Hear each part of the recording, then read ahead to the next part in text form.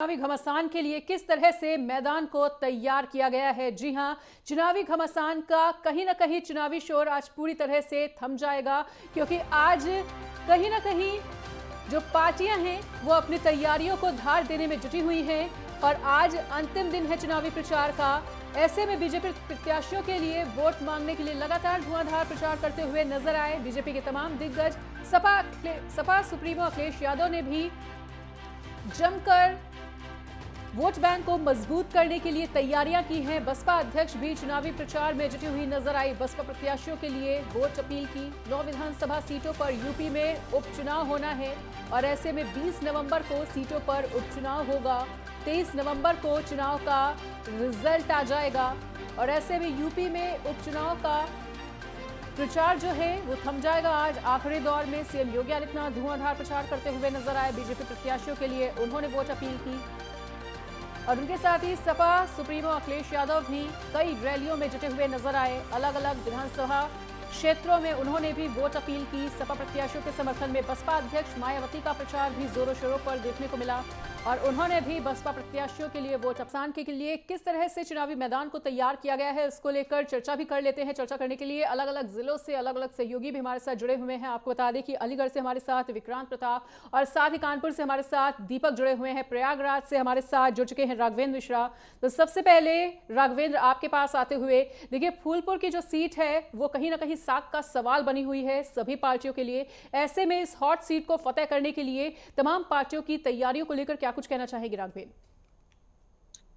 जी बिल्कुल मनीषा, जिस प्रकार से आज जो है चुनाव का अंतिम दिन है, अंतिम दौर है, तो इधर चुनाव प्रचार में जो है अखिलेश यादव और योगी आदित्यनाथ भी और जो भी पार्टी के बड़े बड़े कैबिनेट मंत्री या नेता रहे हैं अपने अपने उम्मीदवार के लिए पूरा जोर शोर से प्रचार प्रसार कर चुके हैं और अपनी पूरी ताकत झोंक दी है। अगर आज की बात किया जाए तो आज शाम 6 बजे चुनाव प्रचार थम जाएगा और घर पर घर घर जो है केवल लोग संपर्क कर सकते हैं जो भी उम्मीदवार है, जो उनके प्रचार करने वाले कार्यकर्ता है। किंतु अगर आज की बात किया जाए तो आज भी जो है सपा से जो है धर्मेंद्र यादव और श्यामलाल यादव जो प्रदेश अध्यक्ष है सपा के, वो भी फूलपुर विधानसभा क्षेत्र में आए और उन्होंने जो है धार देने का प्रयास किया और सपा उम्मीदवार को जिताने के लिए पूरा जन समर्थन मांगा, लोगों से जन समर्थन मांगा।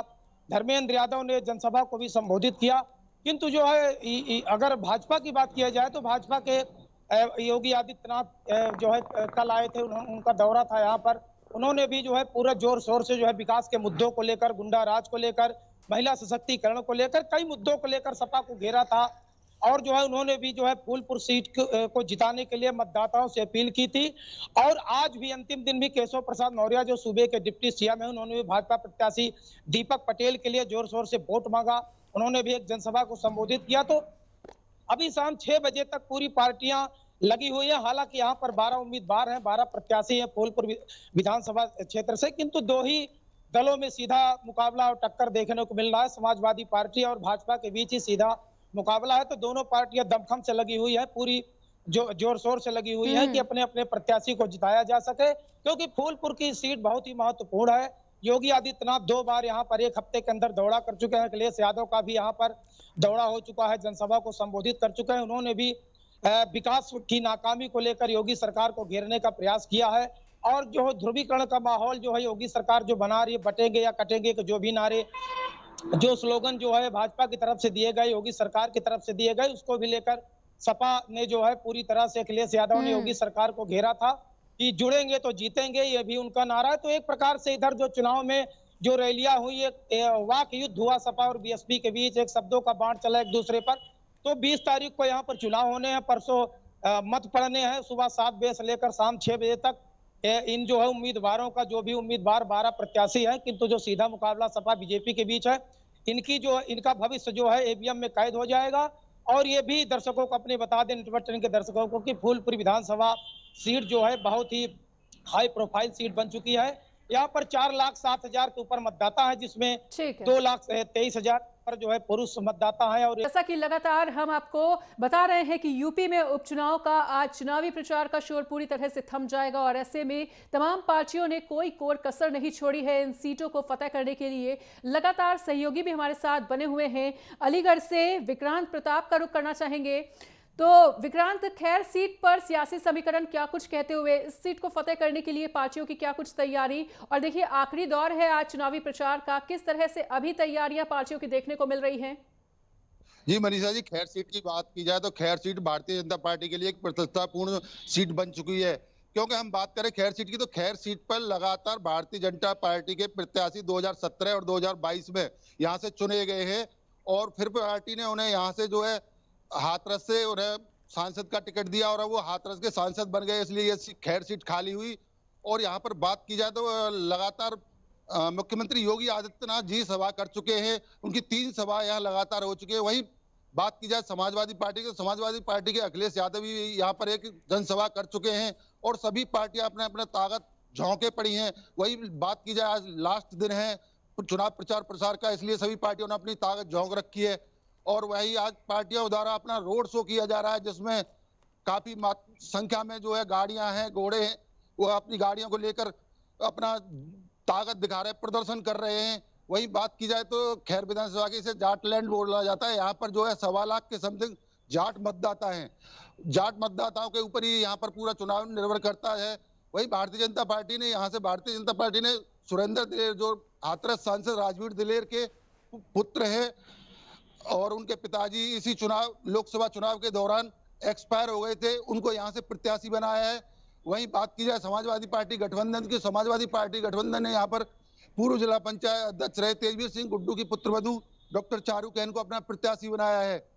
तेजवीर सिंह गुड्डू की बात करें तो वो जाटलैंड से आते हैं, इसलिए यहाँ पर पूरी रस्सा कसी है और हर पार्टी अपने अपने पक्ष में मतदाताओं को लुभाने में लगी हुई है और कोई भी अपना कोर कसर नहीं छोड़ना चाहती है। ठीक है, बिल्कुल। और कानपुर से हमारे साथ दीपक भी लगातार बने हुए हैं, उनका रुख करना चाहेंगे। दीपक, देखिए सीसामऊ विधानसभा सीट की अगर बात करें तो तमाम पार्टियों ने धुआंधार प्रचार किया है, कोई कोर कसर नहीं छोड़ी, लेकिन जनता का क्या कुछ मूड है? सीसामऊ विधानसभा का सियासी समीकरण क्या कुछ कहता हुआ?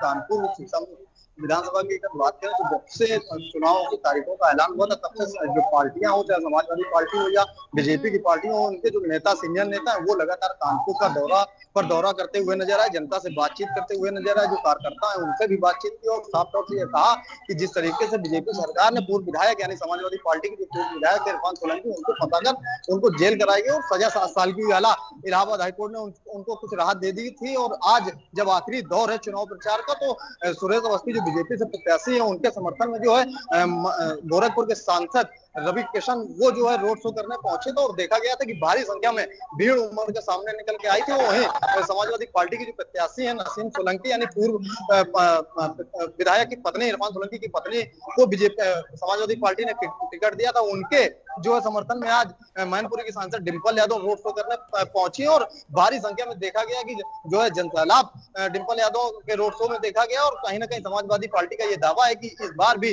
समाजवादी पार्टी ही ये सीसामऊ की सीट जीतेगी। लेकिन वहीं बीजेपी का भी ये दावा कर रही है कि जिस तरीके से 1991 में बीजेपी के खाते में ये सीट आई थी, इसके बाद से ये सीट लगातार बीजेपी के खाते में नहीं रही और यही कारण है कि इस बार बीजेपी कोई कोर कसर छोड़ने को तैयार नहीं और सारे हथकंडे जो है बीजेपी वो अपना रही है, चाहे वो सीनियर मंत्री उत्तर प्रदेश सरकार के रहे हो या फिर खुद मुख्यमंत्री योगी आदित्यनाथ 2 बार कानपुर में एक बार जनसभा करने पहुंचे और एक बार जो है उन्होंने रोड शो किया। तो इस बार बीजेपी कोई कोर कसर छोड़ने को तैयार नहीं और यही कारण है कि बीजेपी इस बार इस सीट पर काबिज होना चाहती है। लेकिन अगर वही वोट परसेंटेज की बात करें तो 40+60 डिंपल यादव का दबदबा कानपुर की जनता पर किस तरह से देखने को मिलता है, ये देखना वाकई में दिलचस्प रहने वाला है। और दोनों ही पार्टियों के अपने अपने वादे हैं, फिलहाल तीनों ही सहयोगी लगातार बने हुए हैं हमारे साथ।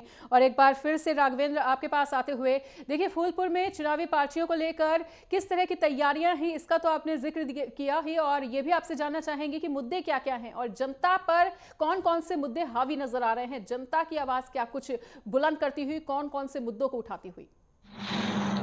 जी बिल्कुल मनीषा, जिस प्रकार से फूलपुर जो विधानसभा सीट है हार्ड सीट बन चुकी है, हाई प्रोफाइल बन चुकी है, तो दोनों तरफ से पहले तो एक दूसरे पर जो है नाकामियों का और गुंडा राज, माफिया राज, इस पर जो प्रहार जो है प्रतिहार जो किया गया है एक दूसरे पर सपा की ओर से और बीजेपी की ओर से। तो यहाँ पर मेन अगर मुद्दों की बात की जाए, आम जनता की मुद्दों की बात की जाए तो यहाँ पर मुद्दे फूलपुर में हमेशा विकास के रहे हैं और विकास के मुद्दे को लेकर जो है योगी सरकार ने जो है लगातार यहाँ पर विकास की बात की है और विकास को लेकर हमेशा जो है तत्पर रही है, गंभीर रही है, क्योंकि इसके पूर्व भी फूलपुर जो लोकसभा सीट थी यहाँ पर से जो सांसद थी दीपक पटेल जो उम्मीदवार बनाए गए इस बार बीजेपी के प्रत्याशी हैं, जो उनकी माता जी केसरी देवी पटेल यहाँ पर सांसद रही हैं और उन्होंने विकास के मुद्दे को ही लेकर उस बार सांसदी जो है जीती थी। इस बार जो है जो दीपक पटेल के पूर्व जो यहाँ पर जो विधायक रहे हैं प्रवीण पटेल 2017 में भी वो विजित हुए हैं फूलपुर से, तो विकास को लेकर ही जो है 2022 में भी उनको जो है जीत का जो है देखना पड़ा, जीत का मुंह देखना पड़ा है। तो विकास के मुद्दों को लेकर भाजपा जो है पूरी तरह से यहाँ पर फूलपुर में उतरी हुई है। और दूसरी बात गुंडा राज, माफिया राज, सपा की जो पुरानी जी उस पर भी उतरी हुई है। तो एक दूसरे पर आरोप प्रत्यारोप है। तो यहाँ की जनता विकास के मुद्दे को ज्यादा जो है पसंद करती है और विकास के मुद्दे पर ही वोट करेगी। जी बिल्कुल। और दीपक और विक्रांत भी लगातार हमारे साथ बने हुए हैं, उनके पास भी वापस लौटेंगे कि आखिरी दौर में सीएम योगी आदित्यनाथ जिस तरह से धुआंधार प्रचार करते हुए नजर आए हैं, तो आज शाम को चुनावी प्रचार का शोर पूरी तरह से थम जाएगा। लगातार सहयोगी इसको लेकर चर्चा कर रहे हैं कि कितना पार्टियों की तैयारियों में दम है। और विक्रांत के पास एक बार फिर से लौटते हुए, विक्रांत देखिए, खैर विधानसभा सीट की अगर बात की जाए तो जनता को साधने के लिए तो तमाम पार्टियों ने पूरी कोशिश की है, लेकिन यहाँ पर किसानों में एक आक्रोश की स्थिति जो है वो बीजेपी के लिए कितनी बड़ी चुनौती बनी हुई है? जी मनीषा जी, बात की जाए तो किसानों की सबसे बड़ी समस्या यहाँ पर है डीएपी को लेकर। किसान यहाँ थोड़ा बीजेपी से कटा हुआ है और किसान आक्रोश है, नाराज है, क्योंकि यहाँ सबसे बड़ी किसानों की इस समय फसल की बुवाई चल रही है और किसानों को भरपूर मात्रा में डीएपी नहीं मिल रहा है। और किसान जो है लगातार रात्रि को सहकारी केंद्रों पर जाकर पूरी रात ठंड में गुजार रहे हैं खाद लेने के लिए। इससे कहीं ना कहीं थोड़ी बहुत नाराजगी किसानों को देखने की मिलती है। वहीं बात की जाए विकास के मुद्दों की, तो खैर में जनता के मुद्दे जो हैं, सबसे बड़ी समस्या खैर की जनता की यहाँ पर खैर में और जट्टारी में लगने वाला जाम है। क्योंकि यहाँ पर जाम बहुत मात्रा में लगता है, भारी संख्या में यहाँ पर वाहन इकट्ठे हो जाते हैं जिससे जाम लगता है और आम जनता को परेशानी होती है। वही बात करें भारतीय जनता पार्टी की, तो भारतीय जनता पार्टी यहाँ पर अपने सरकार द्वारा किए गए विकास कार्यों को लेकर उत्साहित है, क्योंकि यहाँ पे महेंद्र प्रताप सिंह यूनिवर्सिटी बनाई है, डिफेंस कॉरिडोर बनाया है, जिसको लेकर अभी जनसभा हुई थी योगी जी की, और योगी जी जो है इन विकास कार्यों का यहाँ पर जिक्र भी किया गया था। वहीं बात की जाए तो विपक्षी पार्टियों ने यहाँ इन समस्याओं को अपना मुद्दा बनाया है। और बात की जाए तो यहाँ पर लोकदल जो है भारतीय जनता पार्टी गठबंधन का एक घटक है, और वह भी कल यहाँ पर जयंत ने भी एक सभा की थी। वो कहीं ना कहीं जाट लैंड को संभालने में लगे हुए हैं, लेकिन कहीं ना कहीं जाट छिटकता हुआ नजर आ रहा है, किसान छिटकता हुआ नजर आ रहा है, क्योंकि किसानों की समस्या यहाँ पर लगातार बनी हुई है। बिल्कुल। और एक बार फिर से राघवेंद्र के पास आते हुए, राघवेंद्र देखिए, महाकुंभ से पहले अगर फूलपुर विधानसभा सीट के उपचुनाव की बात करें तो देखिए बेहद दिलचस्प इसलिए भी होता जा रहा है क्योंकि देखिए महाकुंभ की तैयारियों में बीजेपी ने कोई कोर कसर नहीं छोड़ी। ऐसे में वहां पे लोगों को रोजगार देने का भी बहुत ज्यादा काम किया गया है। तो कहीं ना कहीं अगर बीजेपी की जमीन की बात करें तो यहाँ पर बीजेपी की जमीन तो मजबूत देखिए नजर आ रही है। सपा के लिए कितनी चुनौतियां देख पा रहे हैं? जी बिल्कुल मनीषा, जिस प्रकार से योगी आदित्यनाथ जो है जनसभा को संबोधित किया है और विकास इतने प्रयागराज में इतने विकास कार्य भी हुए हैं, और तीसरा जो यहाँ पर 2025 का महाकुंभ लग रहा है उसके लिए भी काफी धनराशि आवंटित हुई है। किंतु सपा के जो भी नेता मंत्री रहे उन्होंने इसको अपव्यय बताया था। तो कुंभ को लेकर भी जो है काफी साधु संत जो है सपा सरकार से नाराज दिखे, उनके बयानों से नाराज दिखे। तो अगर फूलपुर विधानसभा सीट की बात की जाए तो यहाँ पर भाजपा मजबूत नजर आ रही, क्योंकि इंडी गठबंधन जो अखिलेश के साथ है, इस बार जो है अपने से घोषणा कर देना उम्मीदवारों का अखिलेश के लिए थोड़ा सा ये घातक साबित होगा, थोड़ा नुकसानदेह होगा। क्योंकि इधर जो चुनाव की रैलियां हुई, जो भी चुनाव प्रचार हुए इतने दिनों से, कोई भी कांग्रेस का छोटा या बड़ा लीडर सपा के लिए जो भी कैंडिडेट रहे हो उनके लिए चुनाव प्रचार में नहीं उतरा है, प्रचार नहीं किया है। तो इसका भी खामियाजा अखिलेश को भुगतना पड़ेगा। तो यहाँ पर अगर फूलपुर विधानसभा के धरातल स्तर की बात की जाए, मतदाताओं के बीच की बात की जाए, तो भाजपा यहाँ पर पूरी तरह से मजबूत दिखाई दे रही है।